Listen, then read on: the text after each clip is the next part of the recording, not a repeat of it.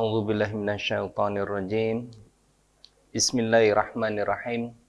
Assalamualaikum warahmatullahi wabarakatuh.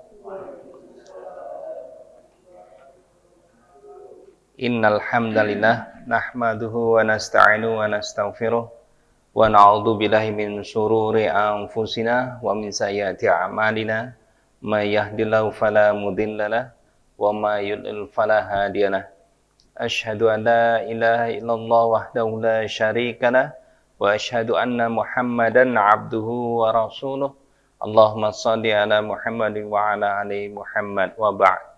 Alhamdulillah, Bapak Ibu yang insyaallah dirahmati Allah Subhanahu wa taala. Pertama-tama marilah kita panjatkan puji syukur kepada Allah Subhanahu wa taala atas diberikan nikmat yang begitu melimpah dari Allah Subhanahu wa taala. Nikmat-nikmat tersebut selalu mengalir kepada kita hingga detik ini. Mengalir sejak kita masih berada di alam rahim. Diberikan Allah saat kita tidak memiliki kemampuan apapun. Tapi Allah berikan nikmat-nikmat tersebut di dalam rahim ibunda kita. Hingga detik ini, nikmat itu terus mengalir. Tidak dihentikan oleh Allah Subhanahu wa taala. Sekalipun orang tersebut membangkang kepada Allah Subhanahu wa taala. Tapi kita bersyukur karena Allah memberikan nikmat yang terbesar. Nikmat yang terbesar di antara nikmat-nikmat yang selalu mengalir tersebut, yaitu nikmat iman. Nikmat iman kepada Allah Subhanahu wa taala. Nikmat Islam, kita dapat berislam di negeri yang sekarang ini dalam kondisi aman. Kondisi aman. Iman itu tetap bertahan. Di sisi lain ada negeri yang tidak aman, tapi Allah uji dengan negeri yang tidak aman. Sebagian orangnya ada yang beriman juga lebih kuat lagi dari kita. Bahkan lebih luar biasa lagi imannya itu. Mempertahankan iman ketika di dalam negeri yang tidak aman. Dan itu pernah kita alami 79 tahun yang lalu.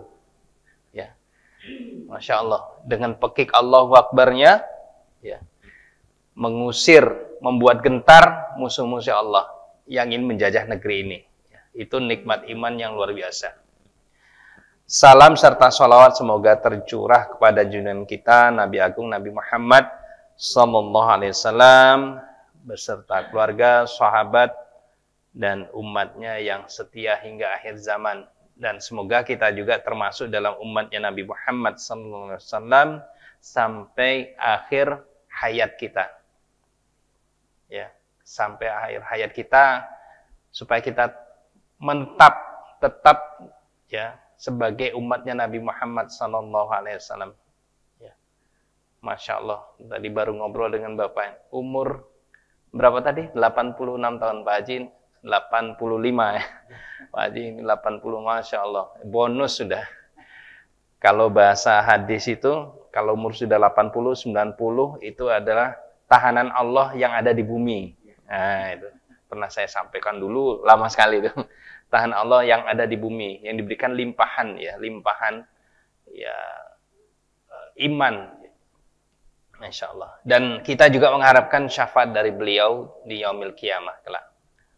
Bapak Ibu yang insya Allah dirahmati Allah Subhanahu wa taala, pada hari ini tema saya mengambil tema tentang tadabbur berkenaan dengan surat Ali Imran ayat ke-8. Surat Ali Imran ayat ke-8 ini sudah familiar, sudah biasa kita mendengar ayat ini yang sering kita pakai sebagai doa-doa kita. Nah, kita mentadaburinya. Ada apa dengan ayat ini? Insya Allah semoga kita selalu sering menggunakan ayat ini sebagai doa kita. Baiklah Bapak Ibu yang insya Allah dirahmati Allah Subhanahu wa taala. Pada surah Ali Imran ayat 8 tersebut Allah berfirman, A'udzu billahi minasyaitonir rajim. Rabbana la tuzigh qulubana ba'da idh hadaitana wa hab lana min ladunka rahmah innaka antal wahhab. Insyaallah hafal Bu ya. Ya Pak ya, insyaallah. Oh, ini sering kita baca ya dalam doa-doa kita ya. Nah, kita lihat terjemahannya dalam terjemahan ya surat Ali Imran ayat 8 tersebut. Rabbana, jadi mereka berdoa ya. Ini orang-orang yang beriman berdoa ini. Rabbana, ya Tuhan kami, la tuzigh qulubana. Jangan engkau condongkan hati kami ya. Ba'da idh hadaitana ya. Setelah engkau berikan petunjuk kepada kami, wahab lana, maka karuniakanlah kepada kami min ladunka rahmah. Dari sisimu itu ya Allah rahmat. Ya, innaka antal wahhab.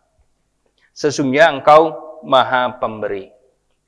Ayat ini sebenarnya berhubungan dengan ayat sebelumnya, yaitu ayat ketujuhnya, di mana di situ disebutkan orang-orang yang berdoa ini adalah orang-orang yang diberikan keluasan ilmu, diberikan hidayah Allah melalui jalur ilmu.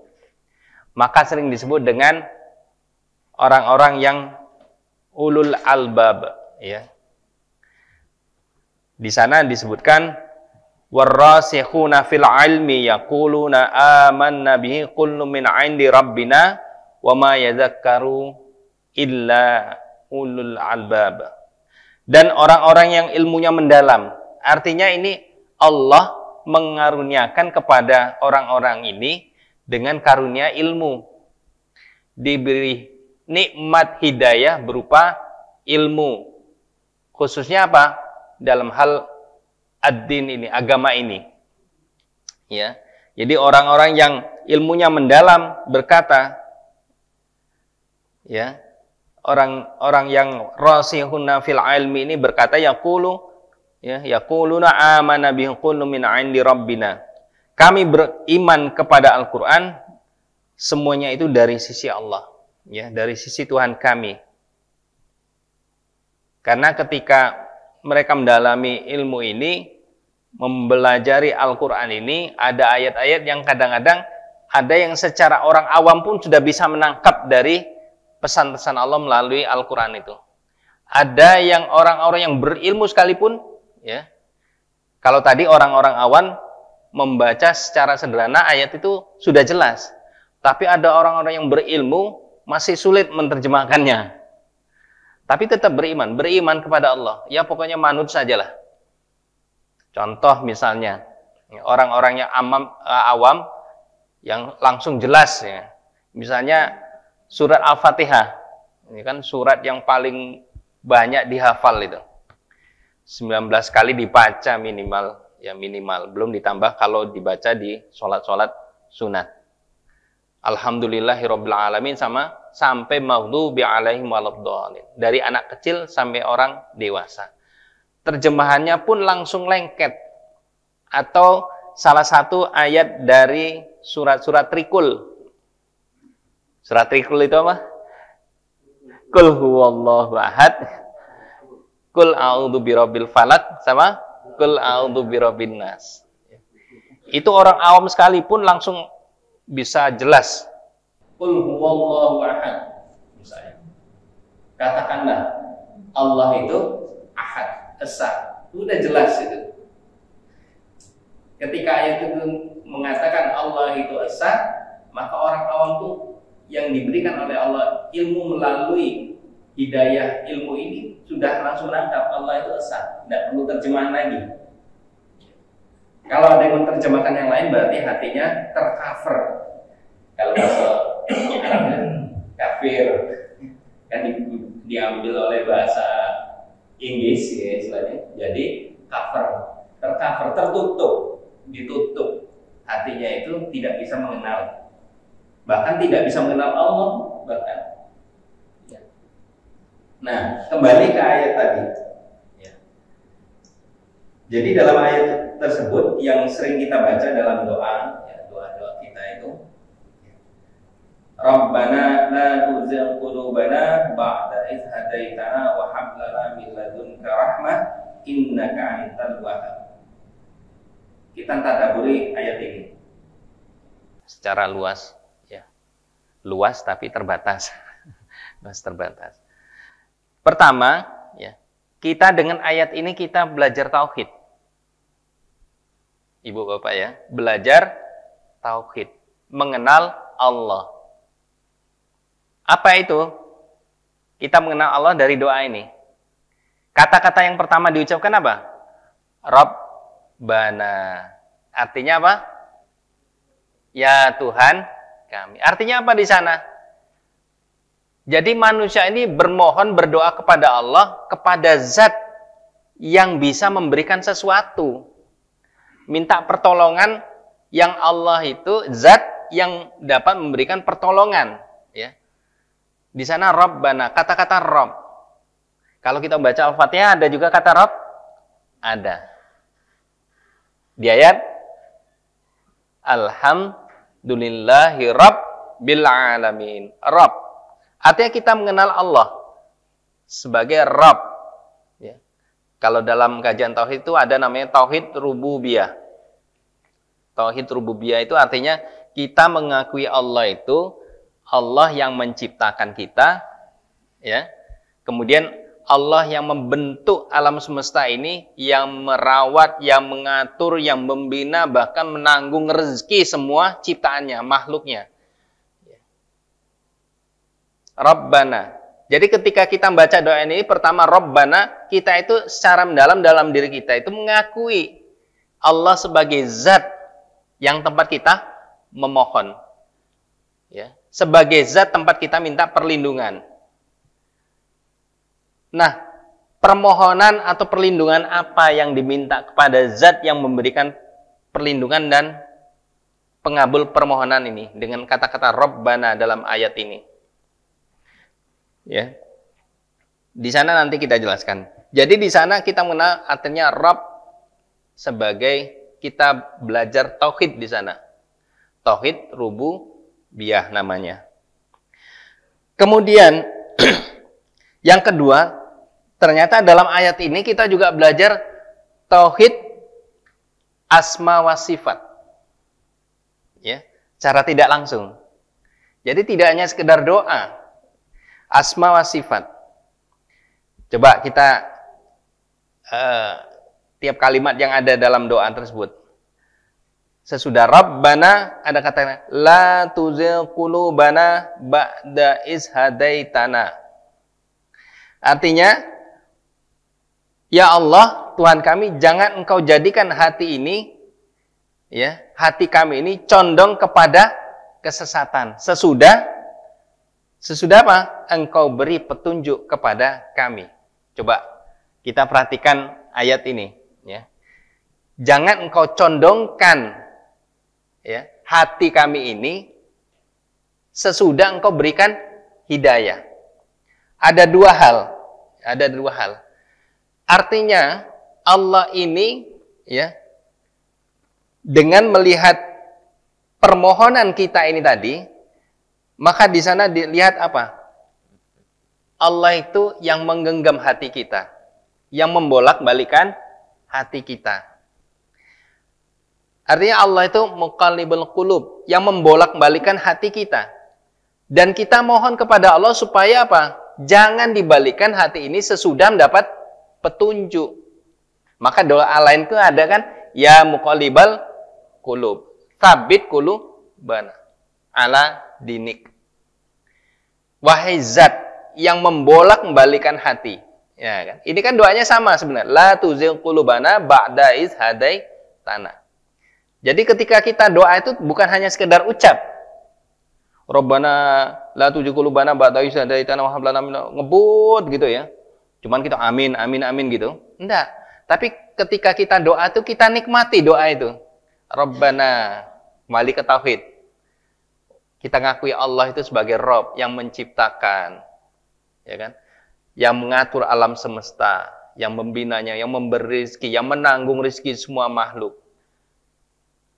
Kemudian la tuzigh qulubana ba'da iz hadaitana. kita mengetahui bahwa Allah ini yang menguasai hati ini, yang membolak-balikan hati ini. Kita minta kepada Allah. Jangan sampai hati ini dibalikkan oleh Allah. Karena banyak cerita-cerita seperti itu.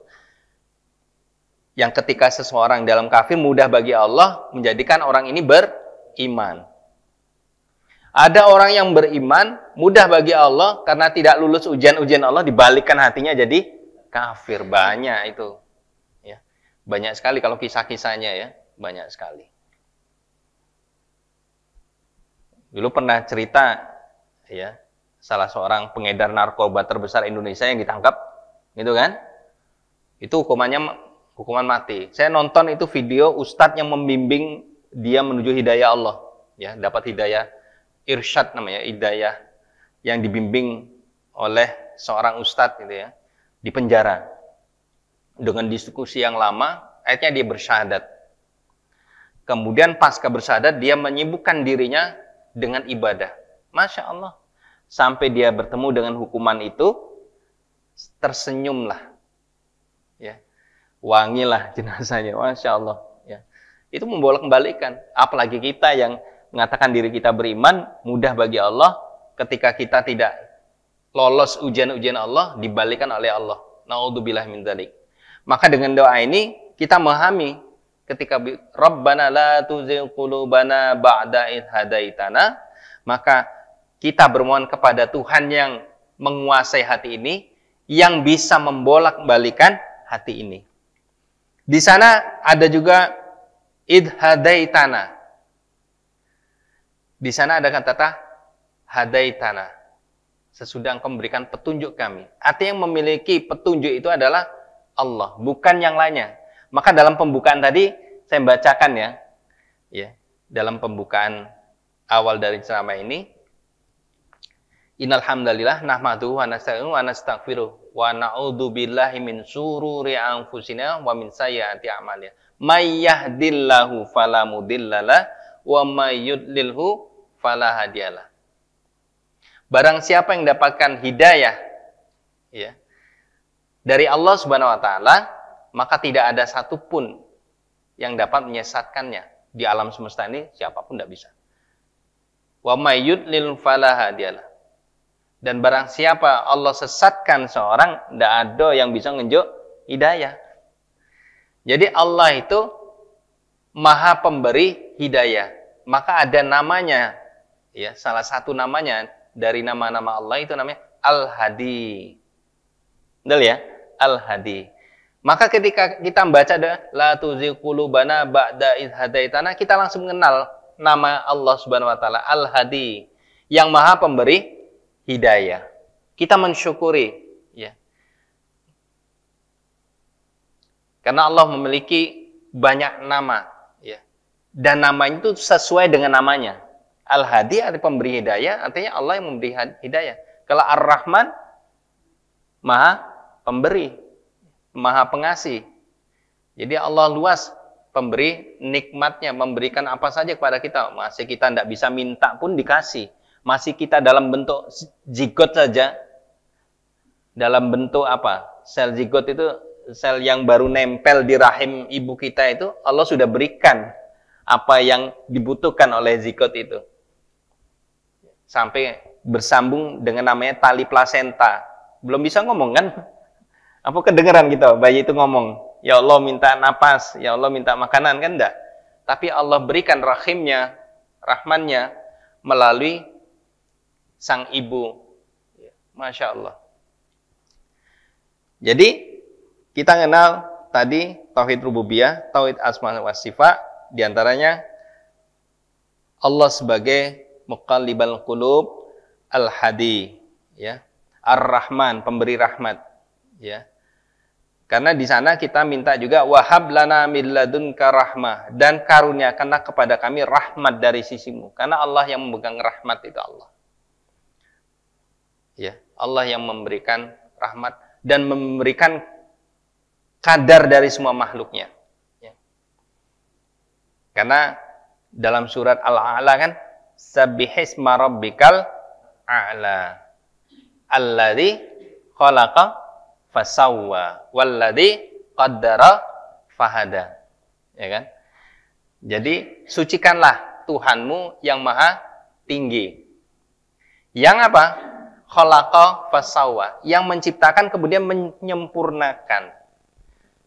Alladzi qaddara fahada, yang memberikan apa yang dari ciptaannya yang diciptakan dan disempurnakan itu, dan diberikan kadar masing-masing. Rezekinya, umurnya, jodohnya. Tadi baru ngobrol sama Pak Habib ya. Perkara rezeki tadi ya. Masya Allah. Allah tuh memberikan rezeki dengan caranya. Ya. Kalau kita belajar dari orang-orang yang soleh itu antara Imam Malik dengan Imam Syafi'i. Itu luar biasa itu. Ya. Imam Malik dengan Imam Syafi'i, guru sama murid. Membahas perkara rezeki. Jadi Allah mengatur kadar tiap makhluk itu, umurnya mau 100 tahun, mau 50 tahun, mau 30 tahun, Allah yang ngatur juga. Ya.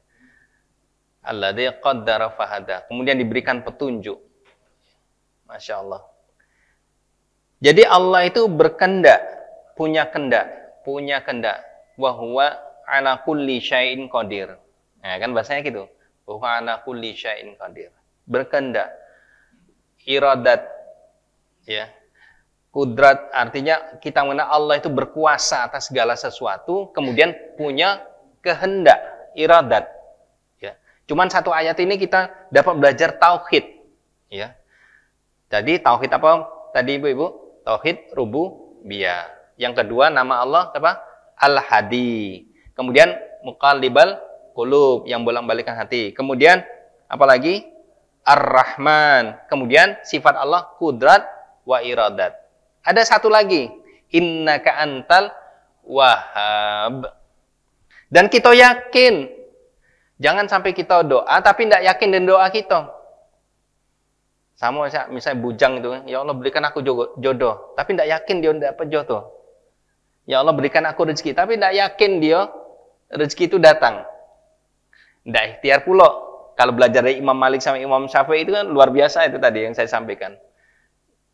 Imam Syafi'i menyampaikan pada gurunya, rezeki Allah itu kalau kita pakai cara ikhtiar. Tapi kalau Imam Malik nyampaikan apa? Oh, rezeki itu ya terserah Allah. Mau ngasih, pakai ikhtiar atau enggak, terserah Allah. Bisa jadi orang yang tidak ikhtiar pun dapat rezeki. Ya kan? Dari ceritanya itu kan, Imam Syafi'i keluar, ketemu di kebun kurma, ada yang orang memetik kurma, Imam Syafi'i membantu, diberi hadiah. Rezeki kan bahasa gitu kan, dapat rezeki, dapat sebagian kurma, dibayarlah ya Imam Syafi'i ini. Kemudian datang ke gurunya lagi, ngajak makan bareng-bareng. Sudah makan bareng-bareng, Imam Syafi'i menyampaikan, wahai guruku, ini aku tadi berikhtiar untuk mendapatkan rezeki Allah. Aku tadi membantu orang memetik kurma, dapat rezeki. Terus Imam Malik gimana? Tersenyum dia. Nah, aku dari tadi tidak kemana-mana. Dari tadi aku lagi ngajar inilah. Ngisi taklim inilah bahasanya itu. Tahu-tahu rezeki datang dewek. Nah, gitu kan. Masya Allah ya. Ada keyakinan. Maka di sana innaka antal wahhab. Ya. Sesungguhnya engkau lah yang pemberi karunia. Kita yakini bahwa apa yang kita minta tadi, minta supaya hati kita tetap dalam hidayah Allah, tidak dicondongkan ke dalam kesesatan, dan Allah mengabulkan doa itu dengan innaka antal wahhab tadi. Bahwa engkau yang memberikan karunia itu. Tidak bolak-balikan, kemudian Allah limpahkan rahmat. Ya. Karena kita juga minta sini tadi. Wahab lana min ladunka rahmah. Ya. Jadi itu, tauhid, kemudian manusia itu lemah. Karena tadi sudah mengatakan bermohon kepada Allah. Rabbana, artinya dia punya keyakinan. Dia bermohon kepada zat yang memiliki kekuasaan, bermohon kepada zat yang maha memberikan sesuatu permintaan. Ya. Jadi manusia itu lemah. Karena banyak pelajaran. Ya, banyak pelajaran. Ketika manusia mengatakan, saya bisa tanpa siapapun, ya ini seperti halnya Fir'aun, Qarun, Haman, dan Namrud itu tadi. Kalau Namrud diberi pelajaran, dikirimnya Nabi Ibrahim, aku bisa, Tuhanku, ditanya, siapa Tuhanmu? Tuhanku yang mematikan dan menghidupkan. Namrud ngomong, aku juga bisa menghidupkan dan mematikan. Ambil tawanan, si kok dibunuh, si kok dibebaskan. Nah kan, aku bisa menghidupkan dan mematikan. Tuhanku bisa menerbitkan matahari dari sisi timur dan menenggelamkan dari sisi barat. Coba ditukar. Tidak bisa ngomong. Ya. Fir'aun juga demikian. Ya, Fir'aun demikian, ya, sampai dikirim Musa kepada Fir'aun. Idhab ila Fir'auna innahu tagha. Karena apa? Taghonya Fir'aun ini mengatakan dirinya sebagai Tuhan. Anna rabbukumul a'la. Nah ini, ya, akhirnya terjungkal juga. Nah, dari sinilah artinya dengan doa ini manusia yang lemah butuh pertolongan, butuh kepada zat yang berkuasa yang menguasai dirinya. Bahwa dirinya itu dikuasai oleh Allah Subhanahu wa taala. Bukan dirinya menguasai dirinya sendiri. Ya, kalau tadi ngobrol dengan Pak Habib tadi di awal-awal, ya, kadang-kadang laki-laki itu agak sombong dikit. Apalagi kalau laki-laki sebagai suami, ya, mentang-mentang misalnya suaminya saja yang mencari rezeki, agak sombong, nah, gitu kan. Kalau ndak kata aku, ndak hidup keluarga ini. Keliru, gitu kan. Masya Allah. Ketika dimatikan ternyata tetap masih hidup keluarganya. Bahkan diberikan, dilimpahkan rezeki yang luas. Masya Allah ya. Nah, kemudian kita masuk lagi. Ya. Jadi ada 3 tauhid ya di sana. Tauhid asma sifat, ya, rububiyah dan sebagainya. Kemudian kita masuk ke berikutnya. Bahwa ketika kita doa, bahwa doa ini diajarkan oleh Allah Subhanahu wa taala kepada kita untuk memahami apa makna hidayah itu, ya. Sebagai konsekuensi tadi kita pahami bahwa hidayah itu adalah hak prerogatifnya Allah. Bukan siapa-siapa. Jadi ketika kita baca doa itu kita memahami bahwa oh ya Allah, hidayah ini hak prerogatifmu. Nak dinjok nak anda itu hak Allah. Tapi kita minta tadi apa? Supaya jangan kita condong ke dalam kesesatan ketika hidayah itu sudah diberikan oleh Allah Subhanahu wa taala. Jangan dicabut lagi lah bahasanya itu. Manusia kan cak itu ya. Kalau ada manusia, kemudian ada atasan pimpinan gitu. Nah, manusia yang di bawah pimpinan itu kan takut nian. Jangan sampai dia itu apa? Dicabut. Ya. Diberhentikan. Nah, bahasanya kan dimutasi macam-macam, takut. Itu perkara gawean. Tapi kalau perkara hidayah, jangan coba-coba bahasanya kan itu. Karena itu haknya Allah Subhanahu wa taala. Sampai Allah memberikan perumpamaan ya dalam surat At-Taghabun ya, Ustaz ya. Tolong diingatkan Ustaz. 2 wanita yang berada dalam pengawasan utusan Allah, yaitu istrinya Nabi Nuh dan istrinya Nabi Lut. Ternyata apa? 2 orang ini apa? Istrinya para nabi itu tidak selamat. Ya kan? Istrinya Nabi Nuh selamat? Tidak. Istrinya Nabi Lut selamat? Tidak. Padahal dalam pengawasan 2 hamba Allah. Masya Allah. Jadi ketika kita doa tadi, kita memahami bahwa hidayah adalah milik Allah. Maka kita bermohon supaya diberikan hidayah. Karena nyambung juga ini dalam surat Al-Fatihah, ya, yang sering kita baca. Ihdinas siratal mustaqim. Minta petunjuk, tunjukilah aku jalan yang lurus. Ya. Jalan yang ditempuh oleh hamba-hamba Allah dalam surah An-Nisa 69 itu ada 4 kelompok nabiin, siddiqin, syuhada, solihin. Nabi tidak mungkin lagi gitu. Tidak kate, misalnya Nabi Habib. Tidak kate lagi. Kalau ada Nabi Habib, kayak baso semut kayak kolawan kola gitu. Kemudian yang kedua siddiqin. Siddiqin ini orang-orang yang membenarkan, ya. Yang membenarkan. Kalau ada tafsir satu itu yang membenarkan melihat mukjizat para nabi dan rasul. Ya. Ada yang kedua siddiqin itu dia membenarkan apa yang diturunkan melalui Al-Qur'an ke Rasulullah SAW, kemudian menjalankan, ya, amal ibadah sesuai perintah Allah dan Rasulnya dengan sami'na wa ata'na sampai dia itu ketemu syahid. Ya. Maka siddiqin, syuhada. Cuman kita ini peluang kita yang paling besar ini adalah yang kelompok 3, solihin, orang-orang yang soleh. Ya. Kalau dapat mati syahid, ya peluangnya berapa persen? Kecil ya, kecil. Tapi orang-orang soleh. Bisa jadi kalau orang-orang syahid ini bisa jadi di medan juang gitu ya.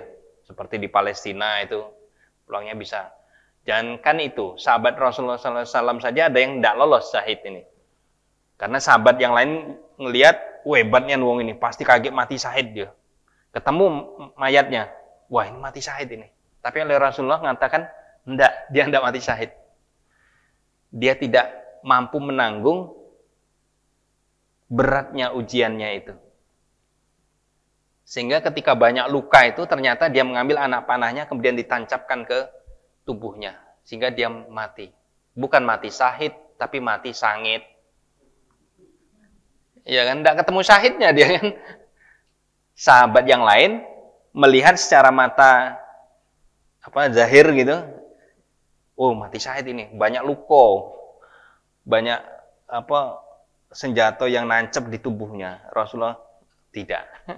Mengatakan tidak, dia tidak mati syahid. Ya, Masya Allah ya. Kemudian kita masuk lagi perkara hidayah tadi. Jadi Allah Al-Hadi, artinya Allah Maha Pemberi hidayah kepada siapapun yang dikehendaki. Demikian pula siapapun yang dikehendaki Allah dicabut hidayah itu. Ya. Nah, caranya ya hidayah ini seperti apa? Jadi hidayah untuk mengenal agama Allah. Ya. Al-Hadi diberikan kepada hamba-hambanya dalam rangka untuk mengenal agama Allah, untuk mengenal Allah melalui jalur yang benar. Ya. Bisa jadi melalui ayat-ayat kauniyah. Bisa jadi hidayah ini masuk melalui ayat-ayat kauliyah, Al-Quran, ya kan? Seperti itu. Dan itu cara masuk itu merupakan rahmat Allah tadi, wahab lana min ladunka rahmat tadi. Kita bisa mendapatkan hidayah Allah dengan perantara itu tadi, ayat-ayat kauniyah, melihat ke sekitar kita ini. Karena kita ini diberikan oleh Allah Subhanahu wa taala jalur untuk masuknya hidayah ke dalam diri kita, ya. Maka ulama itu macam-macam, ya. Macam-macam membahas tentang masalah jalur masuknya hidayah. Ada yang disebutkan jalur ilham dan naluri, khawas, jadi jalur hidayah khawas. Jadi ini sifatnya umum, ya. Bisa pada manusia juga pada hewan. Contoh dalam surat An-Nahl itu dikisahkan Allah memberikan mewahyukan kepada lebah melalui ilham, ya, melalui ilham lebah itu, naluri instingnya lebah itu untuk tinggal di tempat-tempat tertentu yang sudah ditentukan oleh Allah. Ya, naluri, insting. Insting manusia ini kan bertahan dengan cara untuk makan, membela diri dan sebagainya. Membedakan baik dan buruk melalui naluri juga bisa. Ya. Naluri, maka sering disebut dengan hidayah naluri atau hidayah melalui ilham. Ya. Contoh sederhana seperti ini. Malam-malam gelap, jalan sepi. Kita jalan di situ. Ketemu wanita cantik. Ya. Ketemu wanita cantik. Apa yang dilakukan? Kan artinya dari dalamnya itu muncul macam-macam. Kalau dia penakut, lari gitu ya. Oh ini jenis jin gitu, lari. Tapi kalau dia sejenis, mohon maaf, sejenis manusia yang nakal, dia pasti apa? Menggoda wanita tersebut. Tetapi dalam dirinya pasti ada tarik-menarik antara kebaikan dan keburukan itu. Jangan goda, lari beh, ngindar. Godalah, mumpung jalannya sepi. Mumpung jalannya sepi, ndak kate yang jingok. Bahasanya kan gitu. Maka apa? Sifat keburukannya yang maju. Digoda wanita itu. Bahkan lebih dari itu. Tapi kalau yang lebih dominan kebaikannya, maka dia akan menghindar. Makanya kan ayatnya ada juga ya, fa'alhamaha fujuraha wa taqwaha. Diilhamkan pada manusia itu dua ilham, ya, jalur. Fa'alhamaha fujuraha, jalan fujur dan jalan takwa. Dia milih. Itu jalur pertama. Kemudian yang kedua jalur indrawi, ya. Jalur indrawi. Karena masuknya hidayah itu berbagai macam cara tadi melalui indera manusia. Melalui mata, melalui telinga. Makanya dalam ayat itu ada yang disebutkan inna sam'a wal basara wal fuada. Ya kan? Kullu ulaika anhu mas'ul. Sesungguhnya pendengaran, sam'a wal basara, penglihatan, wal fuada, yang ada di dalam dado ini. Ya. Ini. Semuanya itu nanti diminta pertanggungjawabannya. Artinya apa? Sesuatu yang masuk dari sini, diolah di sini, ditanya. Artinya hidayah itu bisa masuk melalui indera pendengaran dan indera penglihatan. Tidak ada alasan. Misalnya, dia buta. Aku buta, tidak bisa membaca ayat-ayat kauniyah, tidak bisa membaca ayat kauliyah, bahasanya gitu. Tapi nyampe tidak, misalnya, Quran itu kepadamu, pelajaran itu. Tidak nyampe, gitu. Bohong berarti. Karena sekarang sudah ada namanya Al-Quran. Al-Quran apa? Braille. Ya kan, Al-Quran Braille. Bahkan sekarang, saya lihat di media itu, Al-Quran isyarat. Orangnya bisu. Bisu tuli. Pasangannya kan itu. Jarang ada yang buta tuli. Tapi kalau bisu, pasangannya tuli. Dia bisa melihat. Ternyata apa? Ketika ditanya, aku tidak bisa membaca Quran. Keliru. Tidak bisa dengar ayat-ayat Allah. Keliru juga. Allah berikan sesuatu melalui jalurnya. Tidak mungkin Allah membiarkan hambanya tersesat. Ya, supaya kembali tetap. Ternyata ada namanya sekarang ini dikembangkan Al-Quran isyarat. Saya baca videonya, ya Allah. Kalau bahasa itu bisa berbes itu. Dia ikhtiar, pakai bahasa isyarat. Makanya besok di akhirat tidak bisa nyanggah manusia. Ya, idza ulqu fiha sami'ula syahika wahiyat. Takadu tamayazu minal ghais. Kullama ulqiya fiha fauzun sa'alahum khazanatuha alam ya'tikum nazir. Jadi besok ketika wong masukkan di dalam neraka, ya, para malaikat di neraka sana nanya, tidakkah kamu dulu dikirim para utusan? Ngaku dia, qalu bala. Iya. Tapi aku ndak ngakuinya ketika hidup di dunia, ndak ngakui. Nah, artinya hidayah itu bisa masuk lewat jalur itu. Indrawi. Kadang tangan manusia ini ndak bisa jingok, tapi Allah berikan kemampuan untuk bisa membaca melalui apa? Jari-jari tangan ini tadi. Huruf Braille itu tadi kan, Al-Quran Braille itu kan, membaca. Bahkan dia bisa melukiskan wajah seseorang dengan hanya meraba. Oh, ini seperti ini. Oh, seperti ini. Enggak membayangkan. Masya Allah ya.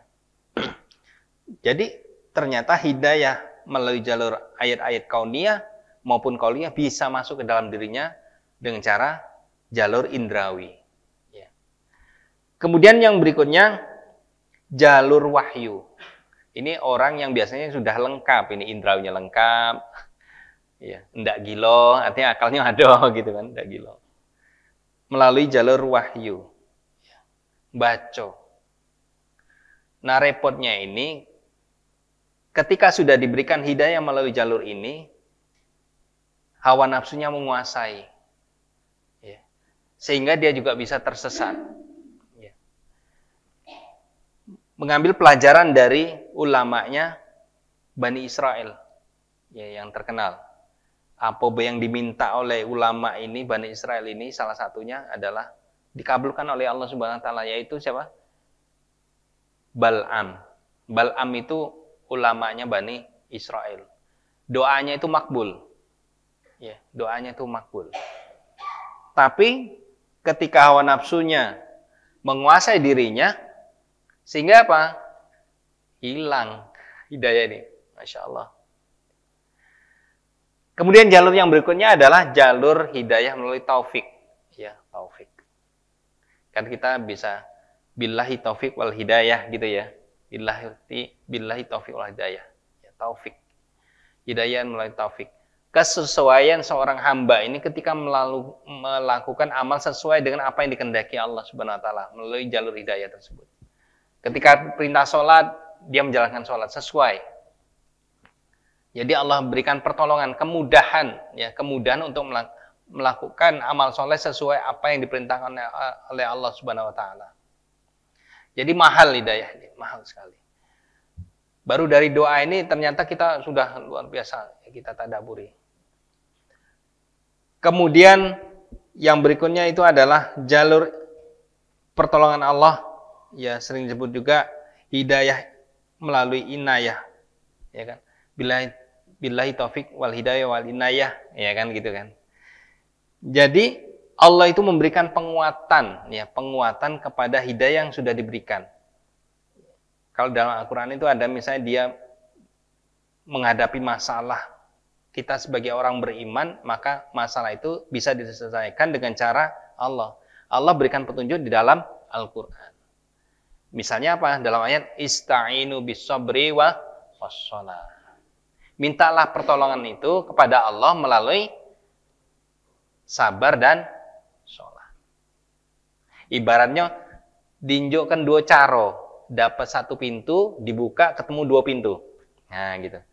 Ketika Anda menghadapi masalah, ya ista'inu, mintalah kepada Allah melalui jalur ini. Ista'inu bis-sabri dengan cara sabar, was-shalah dengan sholat. Jadi jalur inayah dikuatkan lagi. Ya, dikuatkan lagi. Atau dalam ayat lain juga walladzina jahadu fina lanahdiyanahum subulana. Maka oleh Allah ketika orang-orang yang bermujahadah dalam rangka menggapai hidayah Allah ini, maka oleh Allah dibukakan jalan-jalan kami. Dimudahkan. Ya. Jadi misalnya dia ingin belajar ilmu, maka oleh Allah dimudahkan caranya, ketemu orang-orang yang sama. Sehingga, oh pengen belajar ngaji, ketemu. Kata wong, kebetulan. Bukan kebetulan. Itulah cara Allah membuat skenarionya. Bukan kebetulan. Aku pengen berhijab misalnya. Kebetulan. Bahasa kita kan kebetulan. Ketemu kawan-kawan yang hijab. Cak mana kau dulu pertama kali pakai hijab? Ceritanya. Kebetulan dia ingin meninggalkan harta yang haram, kebetulan ketemu, bahasa kita kan kebetulan, padahal itu adalah skenario Allah. Ketemu, orang-orang itu berkumpul. Kata Rasul kan, manusia itu akan dikumpulkan sesuai wadahnya, sesuai dengan kecenderungan masing-masing. Yang dia cinta harta, kumpul bareng-bareng yang cinta harta. Yang senang maksiat, ya kumpul dengan cinta yang maksiat. Yang senang dengan ilmu, maka dikumpulkan orang-orang itu dengan orang-orang yang suka ilmu. Ya. Orang yang suka ngaji nanti kumpul. Walaupun jauh, kumpul. Dan cara kumpulnya dimudahkan oleh Allah Subhanahu wa taala. Banyak cara. Dan banyak kisah-kisah melalui ayat kauniyahnya. Ya. Dia pengen ngaji jauh, ndak kate kendaraan, dilalah. Kebetulan kata wong. Nah kemana? Aku nak ngaji ke situ. Nah pas nian. Boleh ndak aku ikut? Ya ndak apa-apa, aku dewean. Belum tahu juga jalur ke sana. Nah, ya kan? Itulah cara Allah. Ya. Jadi pertolongan Allah, ya. Makanya di sini disebut kalau yang tadi jalur taufik, ya artinya pertolongan yang berkesesuaian apa yang kita inginkan kehendak dengan apa yang Allah inginkan. Kalau inayah dikuatkan lagi dan diberikan faktor-faktor yang mendukung. Kalau orang Prof Suryo siapa lupa itu, Profesor Yohanes Suryo orang luar itu mestakung. Ya, ada teori mestakung. Itu teori orang luar. Ya, semesta mendukung, ya. Itu teori orang luar. Sebenarnya dalam kita sama. Ketika orang ingin mendapatkan menjemput hidayah-hidayah itu, maka Allah temukan caranya, ketemukan kemudahan-kemudahan menuju sana. Ya. Ini. Nah, kemudian Tadi disebutkan itu tadi jalur-jalur masuknya hidayah. Tapi jalur-jalur itu juga tempat masuknya ujian supaya lari dari hidayah itu untuk orang-orang tertentu itu diuji juga. Maka doa ini penting sekali. Karena akan ditemukan. Ya, contoh orang pengen ngaji saja, ketika jalan menuju tempat ngaji, itu banyak sekali godaannya. Ya. Ada santri itu pengen ngaji, dipanggil. Woi, ngesong dulu yuk. Belok. Ngesong. Saya dulu nanya, song itu apa? Saya kira song itu yang nyanyi itu. Oh, song itu main remi. Padahal dia mau ngaji. Awalnya mau ngaji. Jadi, namanya dipanggil. Dan ada murid ngaji itu, dia itu mantan preman. Jadi cerita, Pak Agus, saya itu terus terang minum-minum itu biasa. Main song itu biasa. Jadi waktu dulu kalau misal lagi sesibuk apapun, ada tawaran itu, laju. Bahasanya cak itu. Dulu ketika dia belum hijrah itu, ada tawaran itu, laju. Walaupun itu jauh tempatnya, dilakoni. Sekarang alhamdulillah Pak Agus katanya. Sekarang itu aku nak ngaji, namaku sudah dipanggil. Apalagi sekarang ini ya. Sekarang kan ada bahasanya memperingati kemerdekaan tapi diri kita tidak merdeka. Dijajah oleh hawa nafsu. Jadi dia lewat karena rumahnya itu pasti lewat jalur itu. Dipanggil namanya. Fulan, ayo main. Ini jadwal kau nah. Bahasanya gitu kan. Enggak, aku ngaji dulu. Di bahasa itu. Sudah ngaji, balik ngantuk dia. Aku ngantuk, nak balik, nak tidur. Itu cara Allah. Kalau enggak ngantuk, bisa jadi diuji lagi kakek. Dia balik lewat situ lagi. Ayolah, kan sudah selesai ngaji. Betul enggak? Ternyata sudah ngaji, dia tuh ngantuk. Waduh, ngantuk nian. Sama kayak Rasulullah SAW dijaga oleh Allah Subhanahu Wa Taala ketika masih kecil itu, ya, dijaga oleh Allah. Ketika teman-temannya bermain, ada pesta-pesta supaya ikut pesta itu kan ada pesta. Ayo Muhammad, ikut kami di sana ada pesta, kita bisa lihat. Oleh Allah diturunkan ngantuk, rasa ngantuk kepada Muhammad kecil pada saat itu. Cara Allah memprotek, melindungi itu tadi. Nah kita bersyukur dengan doa ini kita mentadaburi dengan cara benar-benar ini sampai kita tuh paham seperti itu. Saya justru mendapat pelajaran dari teman-teman ya pengajian itu tadi. Masya Allah Pak Agus. Ada pertanyaan lucu juga. Babi itu enak ya? Saya jawab aja. Cara kita kan, memang enak. Memang enak. Bagi yang tidak beriman, bagi yang tidak berislam, berserah diri kepada Allah Subhanahu Wa Taala. Kalau yang tidak beriman terserah, betul nggak? Mau mabuk, mau makan harta haram, mau makan babi, terserah, karena dia tidak mau ikut aturan. Ketika Anda mengatakan bahwa saya seorang Muslim, saya seorang beriman, maka siap untuk diatur oleh Allah. Bahasanya sami'na wa ata'na. Babi haram, dah. Darah dari hewan, kalau kita di sini Palembang apa namanya? Darah yang dari sembelihan dikumpulkan, ditambah bumbu, dikukus, maros ya, maros. Kalau saya dulu ngomongnya dedeh maros ya Pak ya. Dulu saya belum baca ayat itu, senang juga makan itu. Dulunya, setelah baca itu, loh, maksudnya darah ini apa? Oh ternyata itu. Maka bagaimana kita ketika kita mengatakan diri nahnu mina awal muslimin, saksikanlah bahwa saya ini seorang muslim, maka siap untuk diatur oleh Allah Subhanahu Wa Taala. Nah ini ujian melalui jalur-jalur ini lah, melalui jalur tadi yang naluri, indrawi. Ternyata gangguannya di situ juga sampai ke dalam hati kita. Maka la tuzigh qulubana tadi, jangan kau sesatkan, goncangkan, condongkan. Balik lagi istilahnya. Masya Allah. Ya. Kemudian manusia ini kan memang diberi nafsu. Tapi bagaimana nafsu ini tidak sampai dijajah oleh namanya hawa. Makanya sering disebut hawa nafsu. Kalau nafsu tidak ada, susah kita makan, tidak menafsu. Tidak katanya ngomong kan, makan, tidak hawa. Gitu ya. Tapi ketika kita sehat, makan, ada hawa nafsu. Seharusnya kita makan sepiring, jadi 4 piring. Nah, itu kan berlebihan kan. Maka ada hawa nafsu. Nah, itu perkara makan baik, belum yang perkara yang lain. Ya, dengan harta, dengan dunia, dan sebagainya.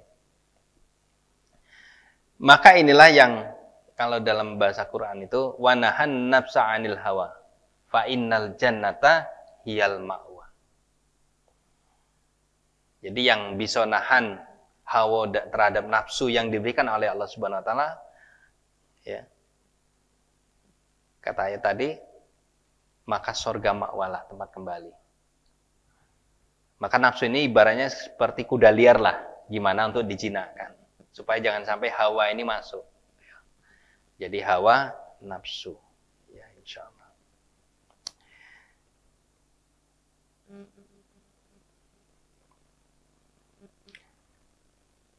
Terakhir dari doa tadi, innaka antal wahhab. Ya. Jadi Allah itu sangat senang, sangat suka, sangat gembira ketika hamba-hambanya itu memanggil namanya. Ya. Kalau doa tadi disebutkan innaka antal wahhab.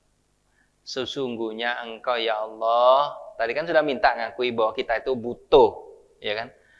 Samalah kita nak ketemu wong nak butuh, minjem duit, minjem 100, kau kan baik nian. Nah, itu dah. Dilekatkan kata baik itu kepada orang yang kita butuhkan. Betul ya? Pinjam duit 100. Kau kan baik nian. Kau kan banyak duit. Nah, banyak. Kata-kata banyak itu dilekatkan kepada orang yang kita butuh. Demikian juga Allah. Innaka antal wahhab. Ketika kita doa, Rabbana la tuzigh qulubana ba'da idh hadaitana wa hab lana min ladunka rahmah innaka antal wahhab. Sesungguhnya engkau ya Allah itu maha pemberi. Apa yang ku minta tadi, dengan bahasa sudah Rabbana mengakui Allah sebagai Rabb tadi, la tuzigh qulubana ba'da idh hadaitana wa hab lana min ladunka rahmah. Supaya hati ini tidak condong ke dalam kesesatan, tetap dalam hidayah. Karena apa? Itu bagian dari ujian dari Allah Subhanahu wa taala kepada kita. Wa hab lana min ladunka rahmah. Karuniakanlah kepada kita rahmatmu dari sisimu ya Allah. Sesungguhnya engkau yang memiliki itu, innaka antal wahhab, engkau yang maha pemberi. Kita yakini itu. Jadi ketika doa itu jangan cepat-cepat. Ya kalau misalnya kita sering dipimpin doa kan kadang-kadang cepatnya doa. Kadang apa yang dibaca tuh apa ya? Apalagi kita sendiri yang membaca doa itu sendiri. Seolah-olah kita itu ngomong sama wong yang ndak apa ya? Misalnya sama Pak Habib nih. Pak Habib aku minta duit 100 bisa ndak? Aku nonton sini. Kau tuh ngomong apa ini? Bahasanya cak itu ya, sederhananya cak itu. Ini kita minta sama zat yang menguasai alam semesta. Ya, bukan zat yang lemah, zat yang menguasai alam semesta. Innaka antal wahhab.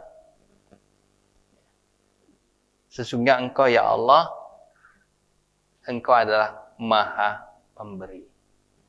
Maka kita dengan ayat ini, Masya Allah banyak yang dapat kita pelajari. Ya. Kita belajar tauhid dengan ayat ini. Kita belajar bahwa kita ini lemah.